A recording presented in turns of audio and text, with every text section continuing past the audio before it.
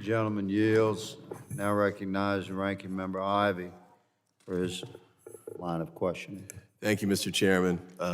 And I appreciate your comments a moment ago about how we approach this hearing. I certainly agree that we want to be careful about stepping on the opinions of our witnesses here. We want to make sure we take it all in.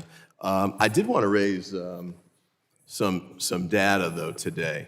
I mean, I think one of the points that's been made in two of the articles that I mentioned earlier and wanted to make a part of the record is the drop-off in these encounters since the Title 42 regime was taken out of play. And I understand we've got differences of views about how impactful a wall might be, but I think it's clear that the wall isn't there now, but we're seeing tremendous drop-offs in encounters almost immediately. Thank you. Based on some policy changes and some strategic changes. And so I don't necessarily want to say that, you know, a wall could never be a barrier to people coming. I'm just saying that 900 miles of wall at, I think the estimate was $24 million per mile last I saw, and that's a total of $22 billion. I think the money could be better spent.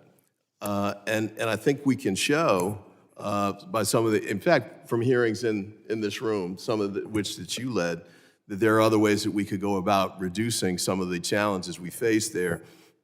In fact, I think it was your hearing last where there was testimony about China, and that one of the major reasons we had such a big spike in fentanyl was because the foreign policy relationship between the United States and China with respect to suppressing the precursors coming from China had fallen off, and that therefore people were sending the precursors out of China into Mexico at an accelerated rate, and that one of the ways we could address that problem is to see if we could reestablish the relationship with China in addressing those concerns.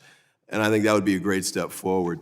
I also wanted to say, too, Ms. Gambler, I appreciated your the testimony from GAO about, well, frankly, the waste to some extent and the way the contracting was done. And it was rushed, we'll say expedited, but that doesn't keep in place the protections of competitive bidding and the like that ought to make sense here.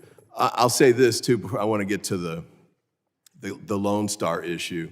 But before I move off of that, I do want to say this. I mean, I think I appreciate the comments about wanting to have open hearts and minds as we approach this issue and see if we can just do it based on the evidence and the facts that come before us.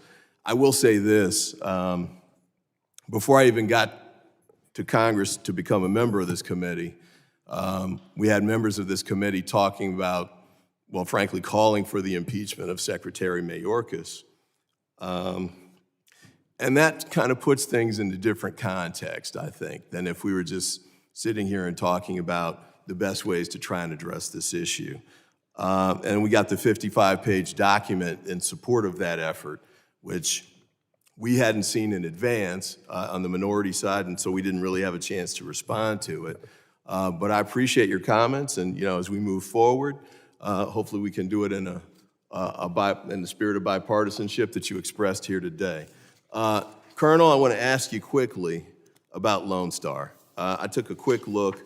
I'm not a government contracting expert, but if I understood the gentleman's letter correctly, who was the interim CEO, Lone Star is a subcontractor for a prime. The government decided to terminate the prime contract for convenience. Then Lone Star began its efforts to get compensation back and filed the documents to do so. But before that was completed and they could have been compensated, there was a decision made, according to his testimony, to in some way reinstate the prime contractor. And so that left Lone Star in a position where they couldn't get compensation for termination of the contract because the contract had been reinstated. So even though they weren't actually doing any work and getting paid, they weren't able to get compensated either. That doesn't sound right to me. What am I missing here? Thank you, Congressman Ivey, for the question. That's without having the insight into the specifics of that one subcontractor, I didn't have the chance to deep dive into that. I can speak to subcontracting relationships in general. The government's contract is with the prime. The prime is who we interface with, and they're responsible for other subs. In this particular case, what I was able to determine is that Lone Star is on the DHS side, so some of those contracts are partially terminated for the border wall construction while other efforts were ongoing. Again, not being able to speak to what they could do specifically, but the process is laid out in FAR Part 49, 112 when it comes to partial payments and those type of things. When the prime contractor is ready for an interim termination settlement, they can submit their interim proposal. We will review it, analyze it, and then provide payment accordingly if it is in league with what's going on. In this particular case, because I don't have, or the government does not have privity of contract into the relationship between the prime and Lone Star, the government does not pay subcontractors directly. We highly encourage our primes. We hold them accountable for not doing what they're supposed to, but we still can't force them to use the money that we pay for them. It's their business arrangement back down to the subcontractor. Could I do just, I know I'm over, but just a quick follow-up on that?